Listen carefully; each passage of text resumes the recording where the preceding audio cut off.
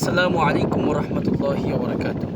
আমরা এই মুহূর্তে উপস্থিত আছি কমলনগর মতিরহাট মেঘনা নদীর কূলে। আল্লাহ পাক তার কোরআনে বলতেছে, কুল সিরু ফিল আরদি ফানজুরু কাইফা বাদাআল খালক।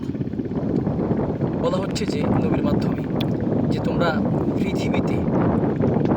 পৃথিবীতে বিচরণ করো, ঘুরো এবং এই জমিনের মধ্যে, এই পৃথিবীর মধ্যে তোমরা এই ঘুরে ঘুরে তোমরা দেখো। ফাংজুরু, তারপর আবার বলছি ফাংজুরু, তোমরা দেখো কাইফা বাদা আল খলক, আল্লাহ সুবহানাহু ওয়া তাআলা কীভাবে এই সুন্দর পৃথিবী আল্লাহ রাব্বুল আলামিন আমাদের জন্য সৃষ্টি করেছেন।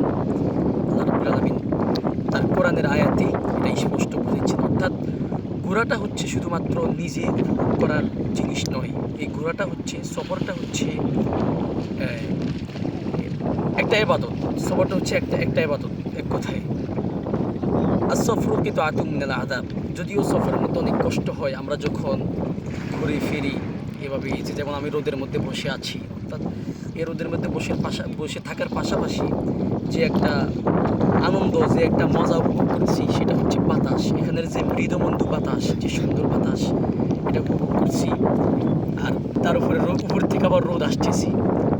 অর্থাৎ শুধু সফরের মধ্যে কষ্ট হচ্ছে সফরটা, আর যখন নির্দিষ্ট স্থানে পৌঁছে যায় বান্দা, তখন এটার মধ্যে শান্তি নিহিত রেখেছেন আল্লাহ সুবহানাহু ওয়া তাআলা। এই জন্য আমরা বেশি বেশি ঘুরবো, আসবো, ফিরবো।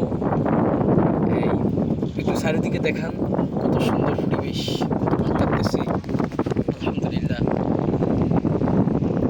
আকাশের কত সুন্দর মায়া মমতা, নদীর গর্জে ওঠা, কত ভালো লাগতেছে। আলহামদুলিল্লাহ, সকল ভালো থাকবেন। আসসালামু আলাইকুম।